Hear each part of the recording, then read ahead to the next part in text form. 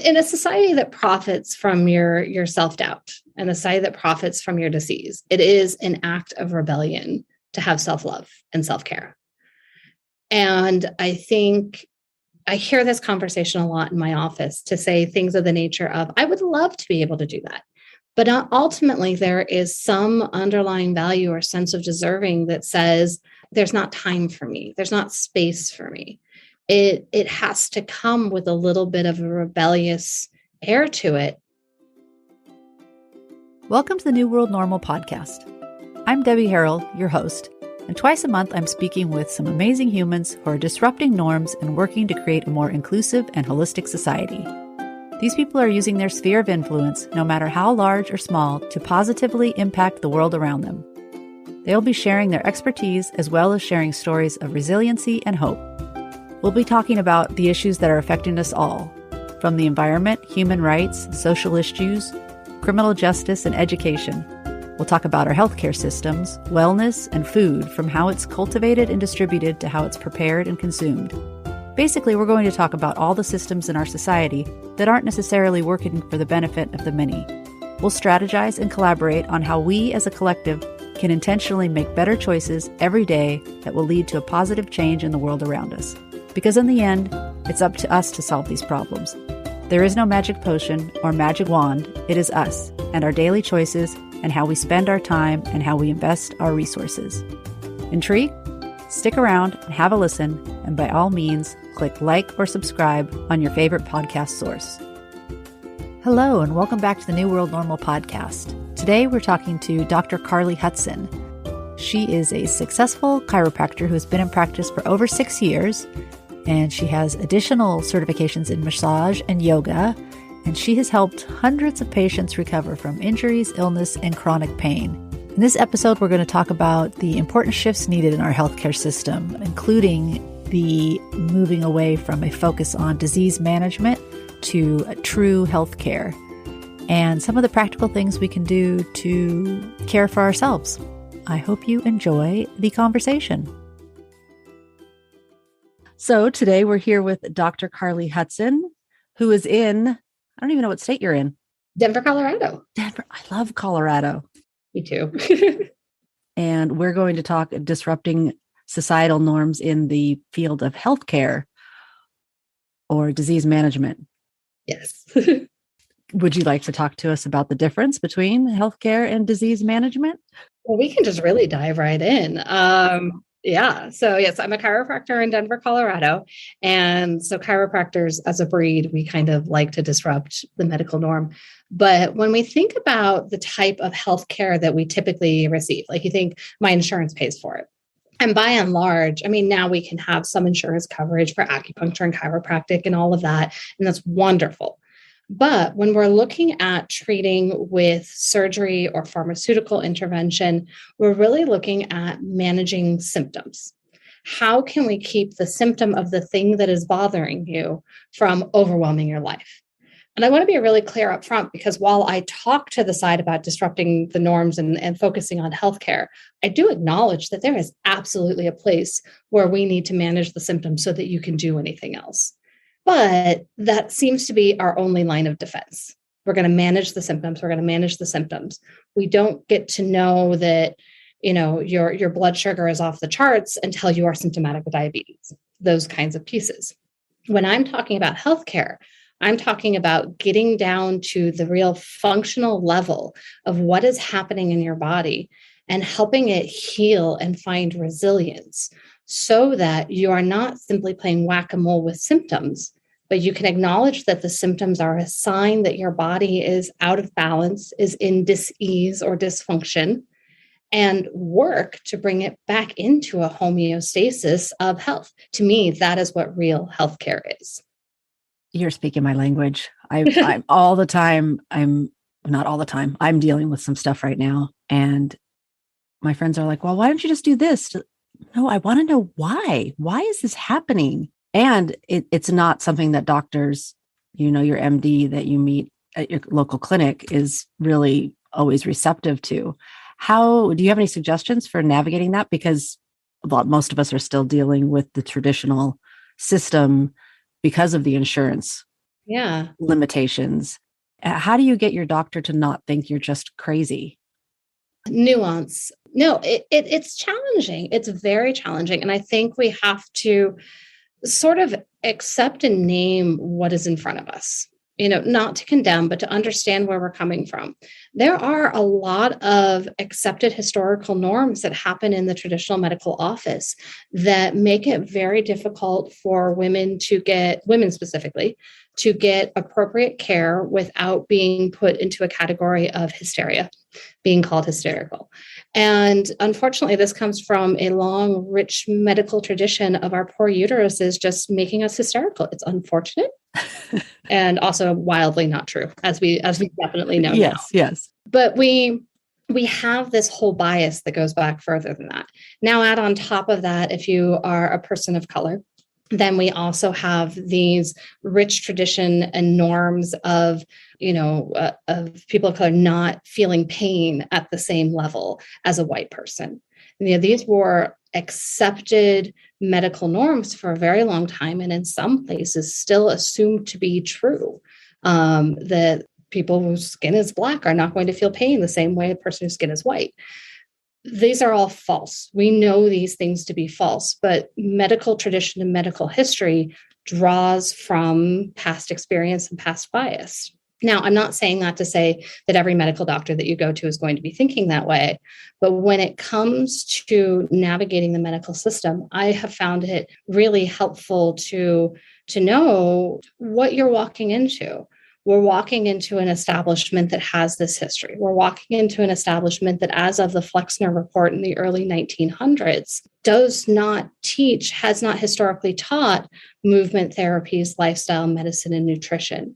In fact, schools who did that lost their funding from Carnegie and Johns Hopkins, all funded by Rockefeller. So this was all dissuaded.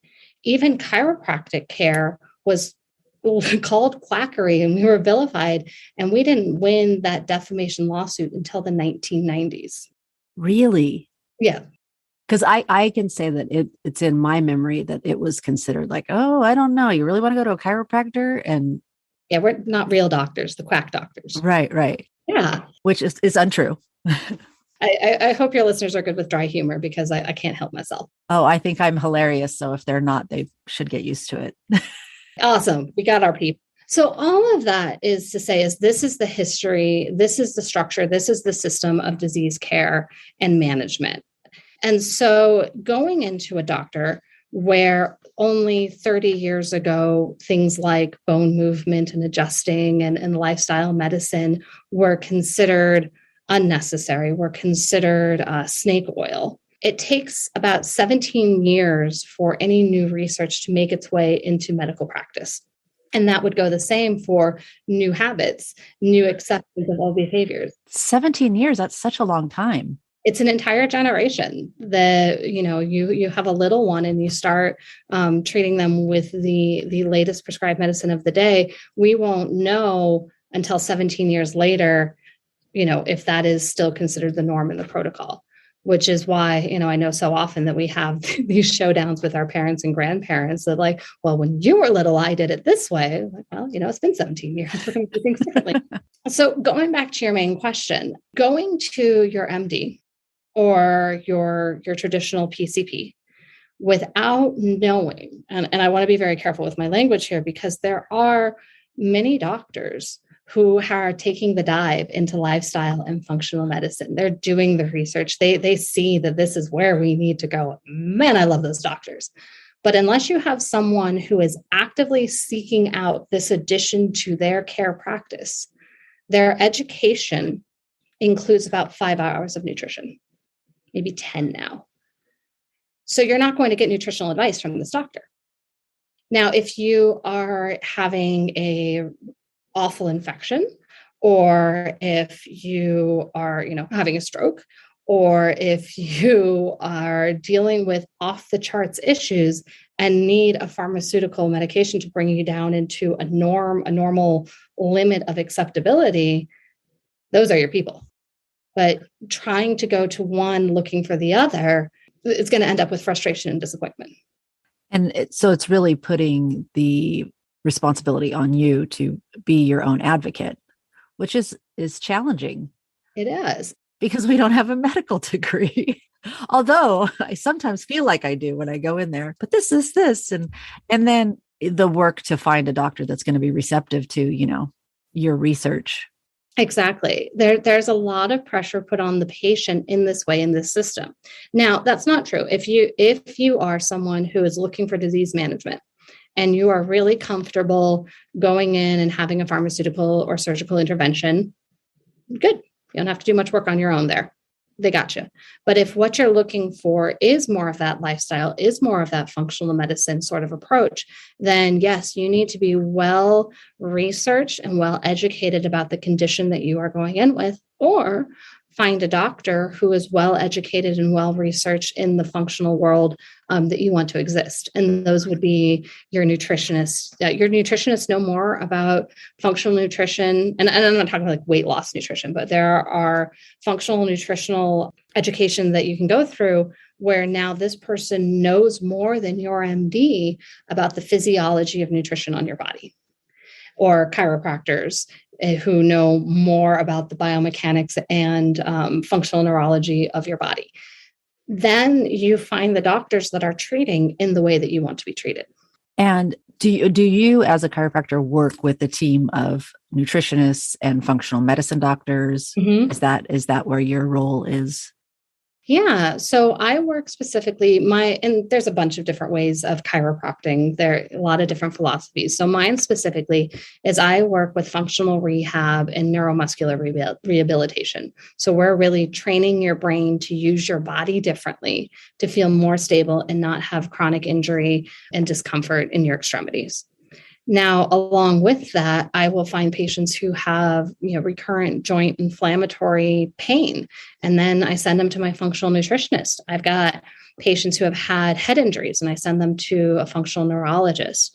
I work with PT and massage. We have this team of cross treatment because that's the other fallacy that I think shows up a lot in our disease management form of care, which is the white coat worship of I have all of your answers. I have the education and the training. I am an expert in what I am an expert in.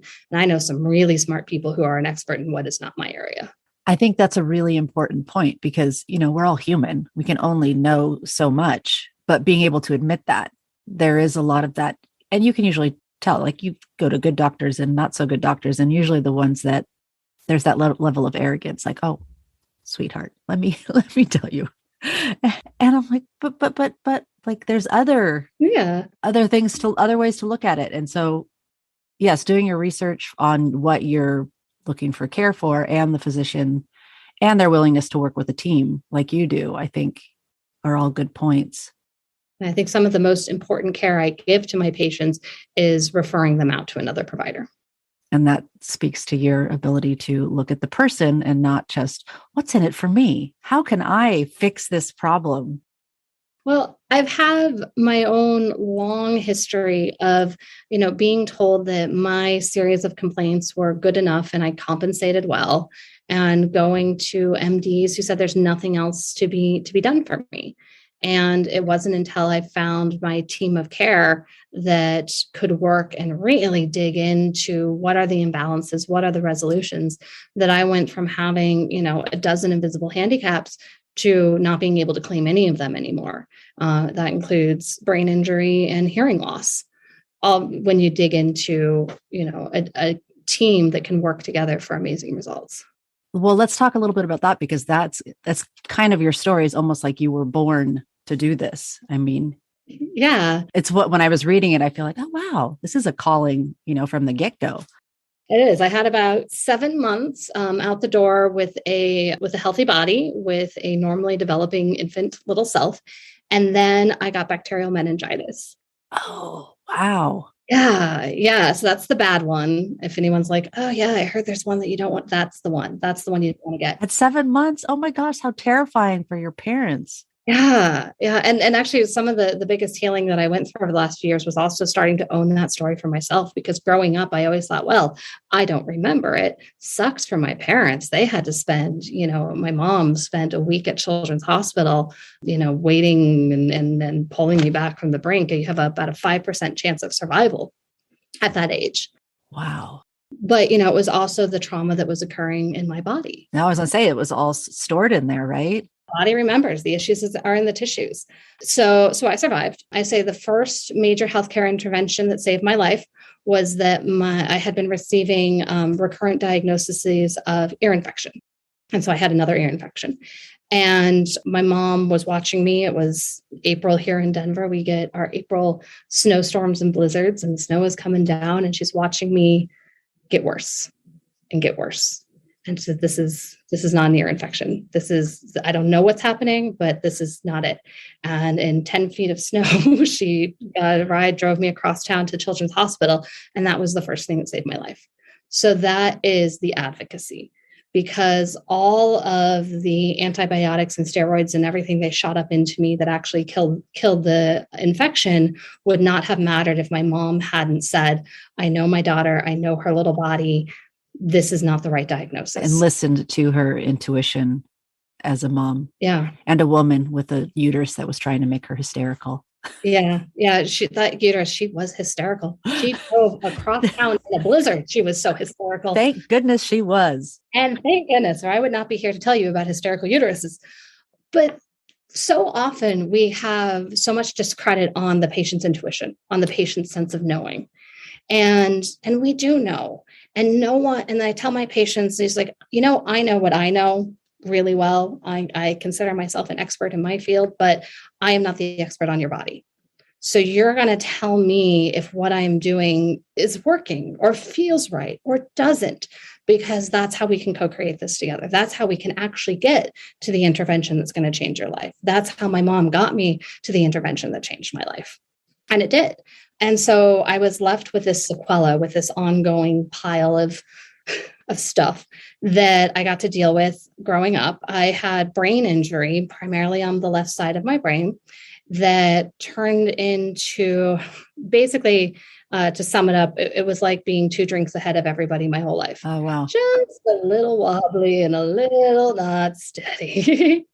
Couldn't walk in a straight line, couldn't coordinate, couldn't do dance and gymnastics and team sports. My brain would fatigue due to the neurological damage I sustained, and the left side of my body would lose coordination. So when I was very well rested and sharp, I could, shoot a free throw and actually get it in. And then after that, my whole world would start to shift, and I would think I was shooting straight, and the ball would go way off over to the right-hand side and hit somebody in the stands. Whoopsie.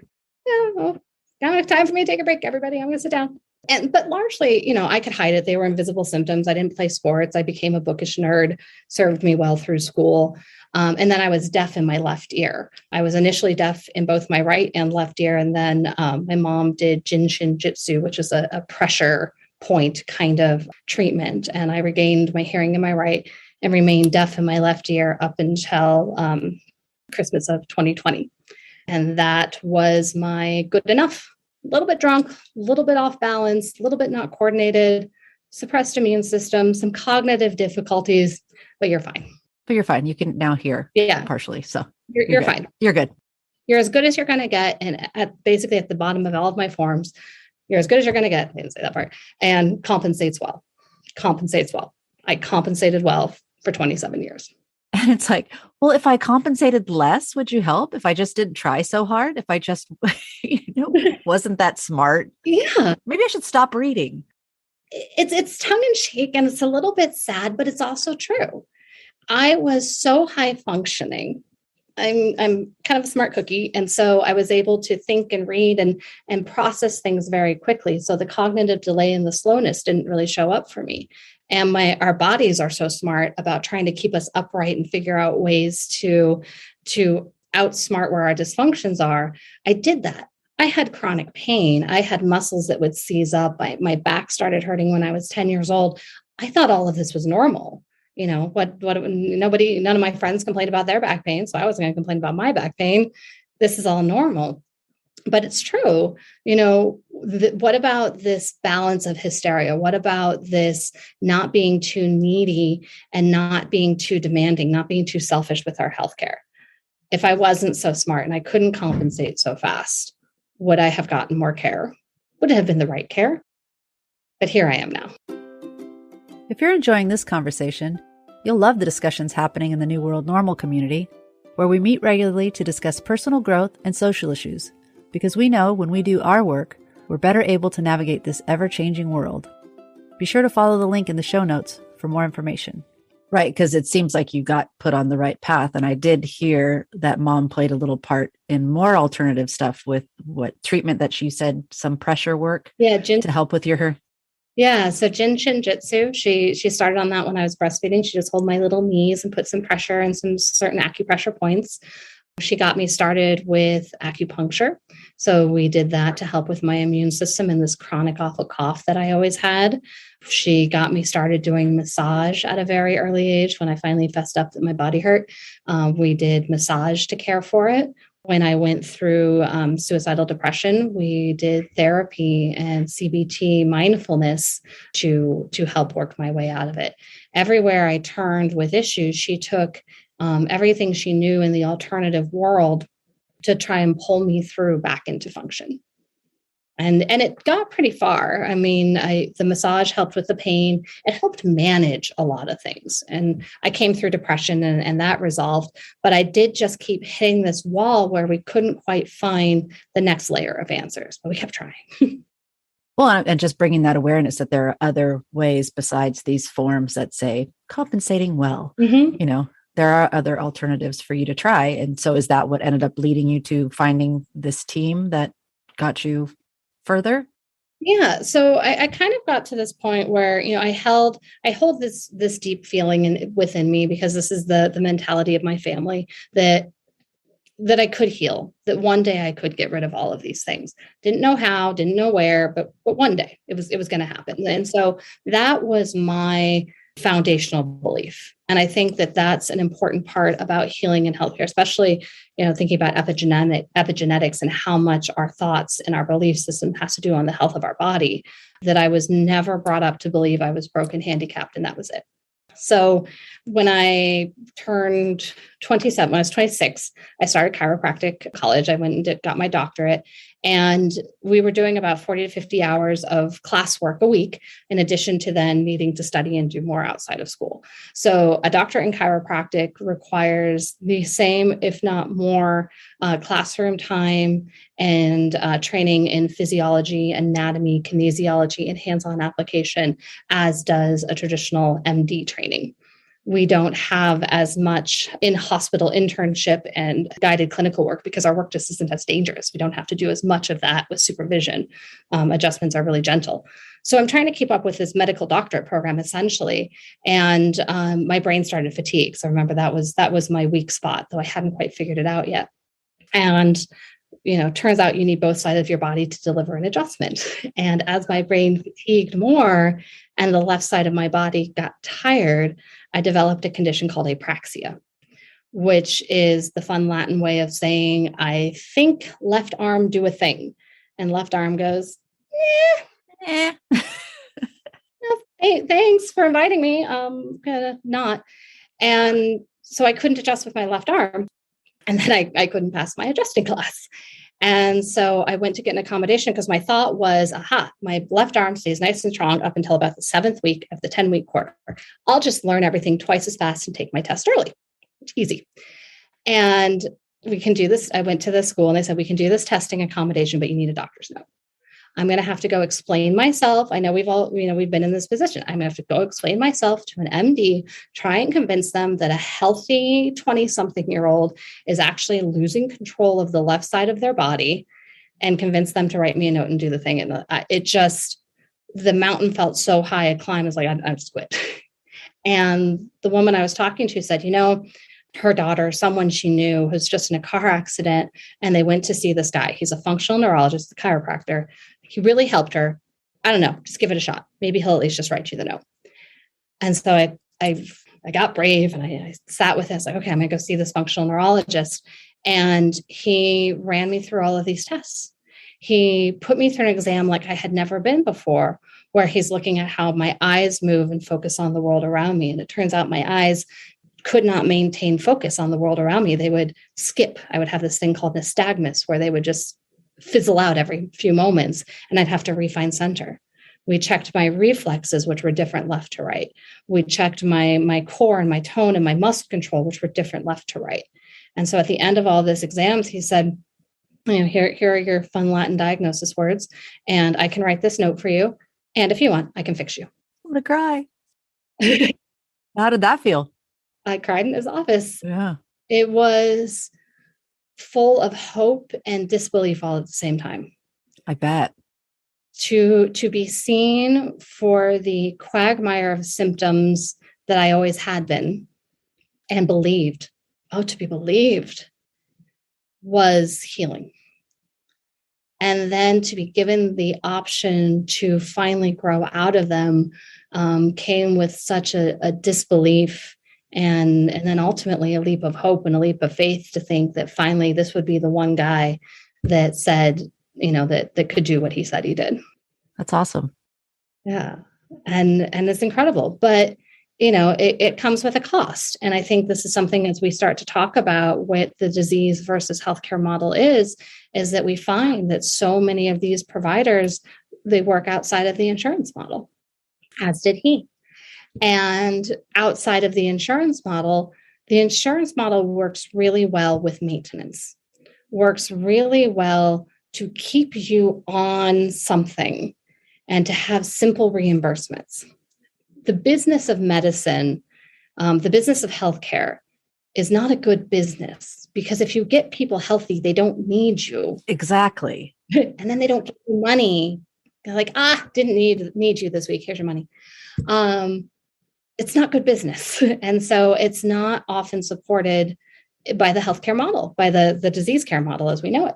Do you see a path through that? Do you see a way for us to not to make it good business, because it's just logically, like you said, if you're healthy, you don't need a doctor. So where's the money for them? But how do we get there from here, I guess is what I'm asking. Like, is there hope? Tell me there's hope. I don't know. I don't have the business mind. There are some great people that I have talked to that have the business mind that look into things like concierge medicine, where, instead of paying into insurance, where, we just hope that we don't need catastrophic insurance and the medication and everything, but you only get 7 minutes with a doctor, to sit down and tell them your whole life story.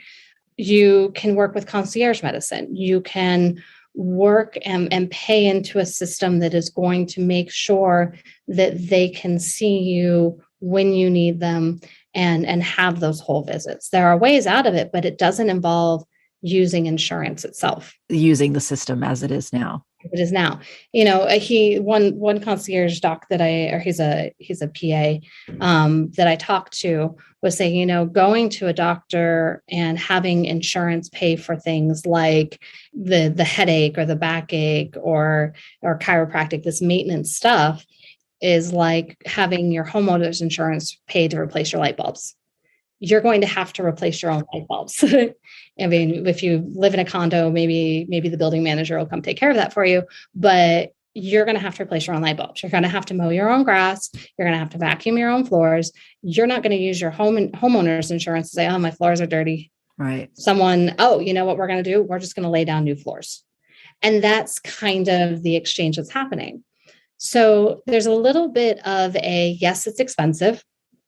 It's not very well supported. The education is still very expensive to get, but also it's where do you want to invest your money? How much are you paying into insurance? It comes out of your paycheck. You don't notice it's gone, but how much are you paying into insurance to catch you when you're about to have a cataclysmic event? Or how much do you want to take of that and put towards your true healthcare, towards your wellness goals? Towards wellness, the personal responsibility towards your wellness is what I'm hearing. Yeah. Which I think is more and more important. And there's a privilege to it right now because it's not subsidized and it's not supported. You have to be able to afford it. You have to be in an area where those providers exist. You need to be in an area where you can even get Whole Foods instead of having 7-Eleven be your one-stop shop for food. there is a privilege to health. It's true. And that's a frustrating part of it as well.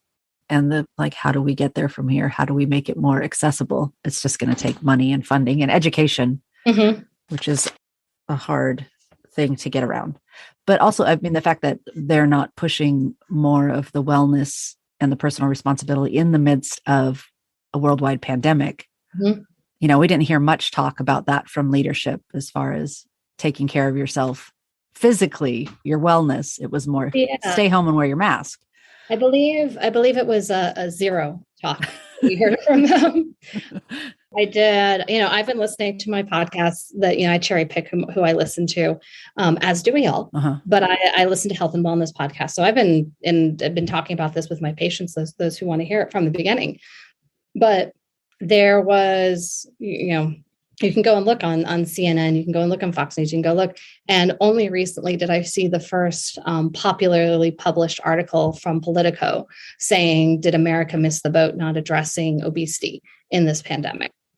And because that's what we know is that, yes, in the middle of the acute crisis of we don't know what's about to happen. Again, this is understanding that there is a place for both things. If you're having a heart attack, my chiropractic skills are going to do diddly squat for you. Right. Go to emergency care, go to an MD. But when you have ongoing chronic pain, don't go to emergency care, go to someone who can help with it. Well, in the acute stage of our pandemic, we had to stop and figure this stuff out. I have a few disagreements with how we stopped and figured this out, but I do appreciate that in an acute situation, there's a little bit of a triage. What do we have to do right now? Well, it's been 2 years. I was going to say understandable at the beginning, but we have been doing this for a while now. And at a year, acute conditions stop at 6 weeks. After that, it becomes chronic. And since then, we have had the hypotheses and the theories that this particular virus has a tropism, has a favoritism towards inflammation and towards insulin and blood sugar issues. And we couldn't talk about it when it was a theory. Now we have evidence to support that insulin resistance and obesity and those with comorbidities and who are on more medications and have more diagnosed long-term chronic issues like heart disease, diabetes, asthma, some of the other big ones, that they are more likely to have severe and less promising outcomes from this disease. We have the evidence to support that. Is that for mainly the inflammation? Because most of those, the root is the inflammation. Am I right? Yeah, it's mostly rooted in the inflammatory process, but even more so for this particular virus. And I'll probably get to the edge of what I can speak about clinically and clearly pretty shortly, is that it is about insulin. It is about blood sugar in our bloodstream, that will, not having good blood sugar uptake, and that's issues with insulin resistance, start to rough up the inside of our blood vessels and creates endothelial damage. And that's just the name of the lining inside our blood vessels. And that is also what this particular virus does. And I am being careful about choosing my language because there is censorship and I don't want that to come in your podcast. But that's what this particular virus does, is that it also roughs up the endothelial lining of your blood cells. So if there is already damage, if there is already an opportunity, if there is already an imbalance of inflammation, because remember we talked about that, you hear a lot about that cytokine storm. That was a big thing for a while. Already have that imbalance of inflammation. We have the kindling, and in comes that virus and sets the fire. We didn't talk about those as options. We weren't given the suggestion to eat healthy or let's subsidize whole foods. We had local mom and pop restaurants shut down and the drive-through line for your local fast food place wrapping around the corner. These choices did not actually support health, but they did support disease management.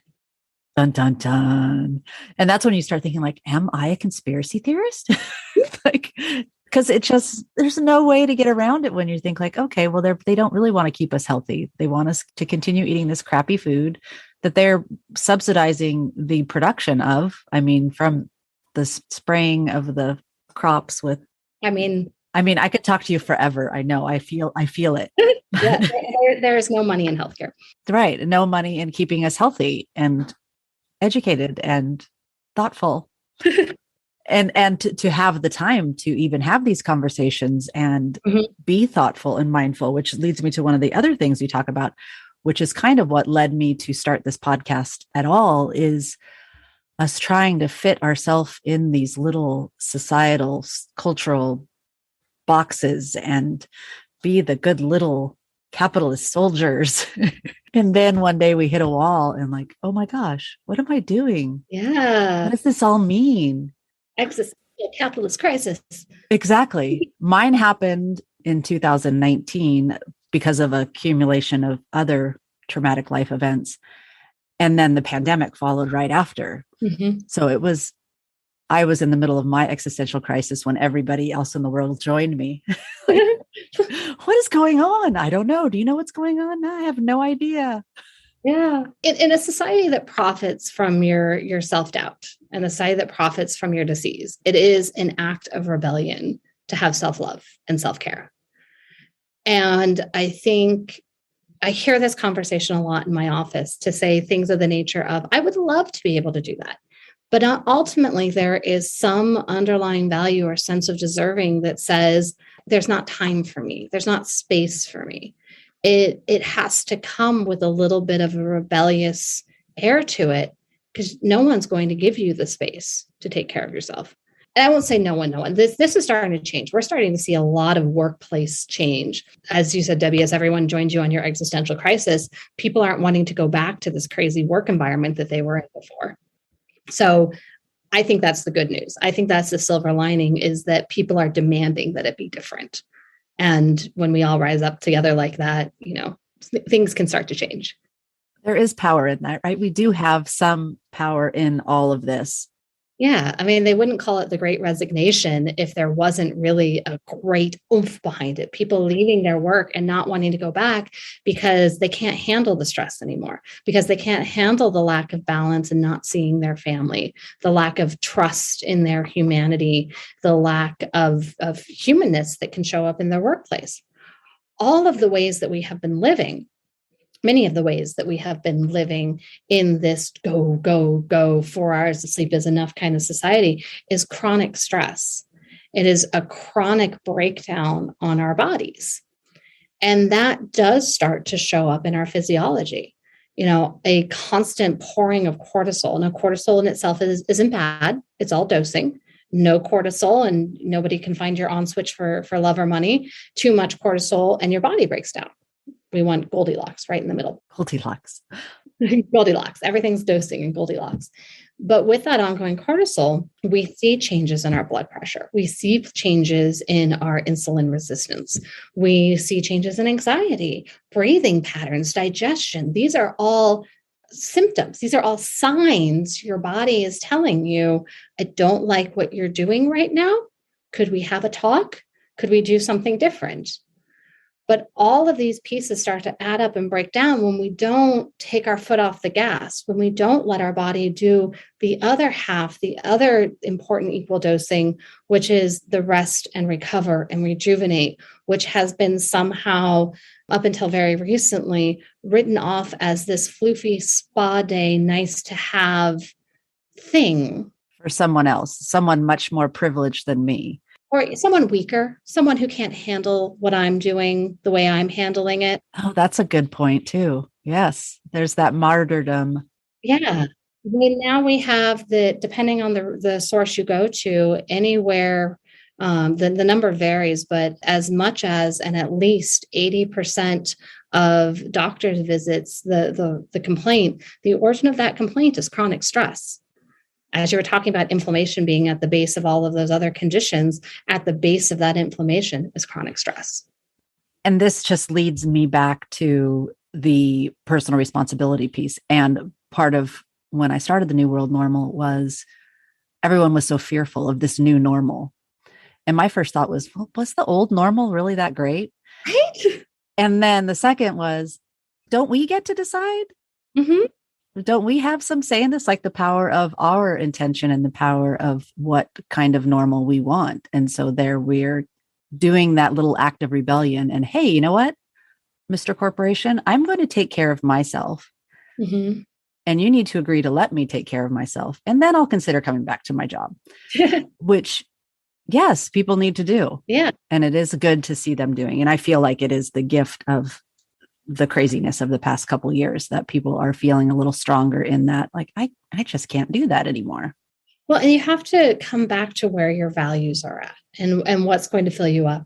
We can talk a lot about the importance of nutrition and the importance of movement and the importance of hydration and sleep. And all of these are really important tenets of health. But living with purpose and community and feeling included in something you believe in has far greater impact on your health and health outcomes than any of these other categories. Now, if you don't drink any water, you dehydrate, you die. Like there are outlying circumstances here. But, this is the reason why you have, you hear the story of the 103-year-old grandmother who smoked every day, and lived to 103. Was she living in a loving community? What about the smoker who was all alone and had no one to turn to? We have these outcomes that are so wildly different with that ghost in the machine, with that purpose and belief and belonging that I think we're all waking up to. Where do we want that in our life? Like that. That's hopeful that we are waking up to it, and it is possible, and we can get there from here. We'll figure it out. Yeah. Just got to get those insurance companies out of the way. They're not going to play. I am really hopeful. I am really hopeful listening to the change in conversations I'm having with my patients, going from fear of what's happening and, well, they told us to do this next, and so we will. And, I always meet that really respectfully because, I can't say that how we feel about something matters and then force my patients into a fearful position of, being treated in a way that doesn't make them comfortable in the face of a pandemic. You got to walk your talk, even at whatever level. It matters. But the conversation's changing because it's not going away. It's endemic. It's another coronavirus. They're all floating around us. We are more virus and bacteria than human at our very biological core. And so now the conversation is turning to, how do we live with this? And that is exactly the type of conversation that we haven't been having. Like you mentioned, that we don't talk about health. We don't talk about losing weight or changing inflammation, because it's not just about obesity. It's about where your fat is. So you can be of the quote unquote appropriate size and still have a lot of insulin resistance. It's about changing these markers for ourselves and looking for those answers, because the powers that be, whichever channel you're turning to, hasn't been giving us those suggestions. So people are starting to look for them themselves. And that makes me really, really hopeful. And I like it. This is a good wrap-up point. Very hopeful, and people looking for change. And you can let us know where people can find you. I will, of course, put everything in the show notes because I have a long list of where you're at. You have a podcast, but where's your favorite place to connect with your followers? So mostly we're active on Instagram. And so that is Healing Ground Movement there. We do have a podcast. It's a weekly health and wellness podcast, very similar. I love these conversations about changing the way we look at health, changing the way we look at vitality, and giving you some options about what kind of resources you should be looking for, providers that you might not even know existed. And so all of that is on the podcast. I'm excited to add that to my podcast list. I had no idea there was functional neurologists. I don't know why, because I've gone to functional medicine doctors. So why would there not be a functional neurologist? Anyways. I think there's about 200, maybe a little bit more providers in the United States. It's a really niche care. I highly recommend it, especially anyone with brain injury. Cannot tell you, call me. It's life-changing. And then if you're in Denver, I have a private practice chiropractic clinic in South Denver, Healing Ground Chiropractic Care, and I would love to meet you there too. I will tell all my Colorado friends about that. And so thank you so much for taking the time to talk to us today. Thank you. Thank you so much for taking the time to listen to our show. If you enjoyed what you heard, feel free to subscribe and leave us a review. If you didn't enjoy what you heard, reach out to us and let us know how we can make it better. This show really is about all of us, not just me and my guests, but how we can all work together to make the world just a little bit better. And if you'd like to connect with us in other ways, be sure to follow us on Instagram. We also have a free Facebook group where our fans of the show can connect and discuss their favorite episodes. And in addition to that, we have a membership platform, The Collective by New World Normal, where you will participate in monthly workshops, pop-up challenges, and weekly meetings to support a more intentional lifestyle. We have meaningful conversations about important topics, all in a space that is safe, supportive, and encouraging. So join us. And if you'd like to show us some more support, check out our intentional apparel shop online, New World Intentions. You'll find t-shirts, hats, totes, all with positive messaging to help you move more mindfully through your day and help you to create that new world normal. You can also check out our affiliate page, where you'll find our favorite eco-friendly household and personal care products. Thanks again for listening. I really enjoyed talking with Dr. Carly. As someone who is currently playing whack-a-mole with my primary care doctor, I've always believed that lifestyle changes are often the first step in most care, but I found her insights so encouraging. I feel empowered to keep advocating for myself until I get the answers that help me feel better. So I hope you got something out of this conversation as well, and please follow her in all the places, and be sure to check out her podcast too, because there's lots of great information there on a variety of topics. Thanks for tuning in.